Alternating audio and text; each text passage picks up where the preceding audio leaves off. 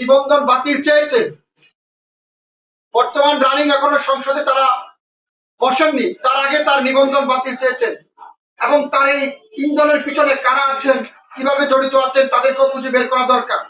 এটি আমি বলি যে একটি বাংলাদেশের একটি গণতান্ত্রিক প্রক্রিয়া, একটি সরকার গঠন হয়েছে। এই সরকারকে আমরা সবাই, সরকার দল, বিরোধী দল, সাধারণ মানুষ সহযোগিতা করে গত 15 বছর আমরা কেউ শান্তিতে ছিলাম না, জেল জুলুম হামলায় মামলা জর্জরিত ছিলাম। তার ধারাবাহিক অনুযায়ী একটি সরকার গঠন করা হয়েছে। এই সরকারকে তো আমাদের ন্যূনতম 2 মাস, 5 মাস, 1 বছর আমরা কিছুদিন দেখতে হবে, সময় দিতে হবে। অর্থাৎ এই অসাম্প্রদায়িক বিষয়টাকে তুলে ধরে জামাতের নিবন্ধন বাতিলের ইস্যু এনে দেশে একটা অরাজকতা পরিবেশ পরিস্থিতি তৈরি করার জন্য চেষ্টা অব্যাহত রয়েছে। এতে করে বিএনপি যেমন বিপদে পড়বে, তেমনি আবার বিরোধী রাজনীতিরা আন্দোলন সংগ্রাম করবে, তাহলে ক্ষতিগ্রস্ত করা হবে, আমার নিরীহ সাধারণ মানুষ ক্ষতিগ্রস্ত হবে। এবং আমার প্রশ্নটা হচ্ছে যে এই তন্নিটা কে? সে বাংলাদেশের রাজনীতি করবে, সে একজন আওয়ামী লীগের সমর্থক।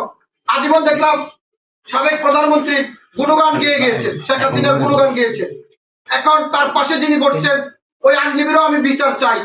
উনি একজন আইনজীবী হয়ে উনি আরেকজনকে সামনে রেখে, উনি কিন্তু পরিপূর্ণ আওয়ামী লীগের একজন আইনজীবী, ওনার নাম হচ্ছে ফেরদৌস, হাইকোর্টের উকিল, ওনার নাম হচ্ছে ফেরদৌস আরা।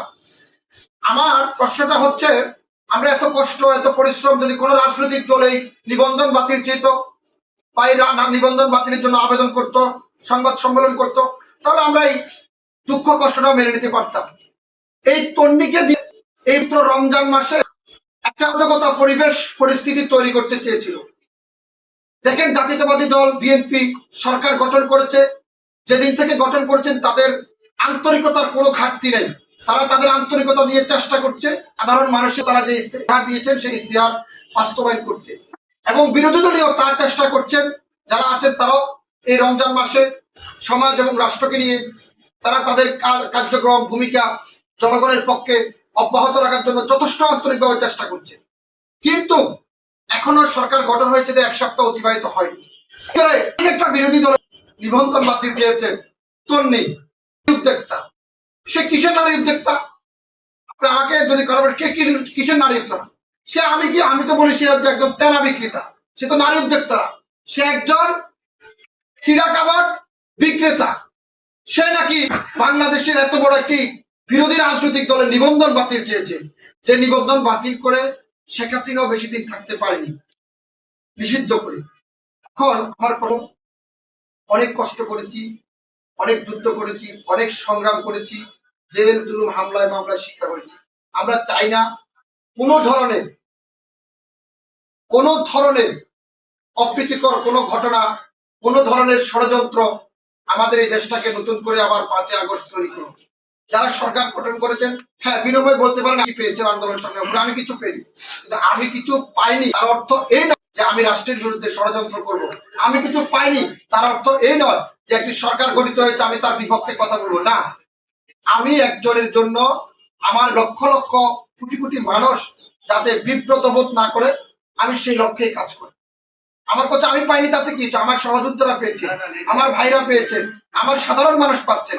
এখন আমি পাইনি, আমি আন্দোলন করতে গিয়ে কতগুলো মানুষকে বিব্রতকর পরিবেশ পরিস্থিতিতে আমরা রাখবো। এখন আমার প্রশ্ন হচ্ছে, ওই বুইড়া বেটার বউ থেকে উড়ে এসে জুইড়া বসে একটি রাজনৈতিক দলের নিবন্ধন বাতিল চেয়েছে, ওই বুইড়া বেটার বউকে যদি দ্রুত গ্রেপ্তার না করা হয় সরকার, তাহলে রাষ্ট্রের ভিতরে এই করোনা ভাইরাস গুলো এমন ভাবে রমজান মাসে ছড়িয়ে পড়বে।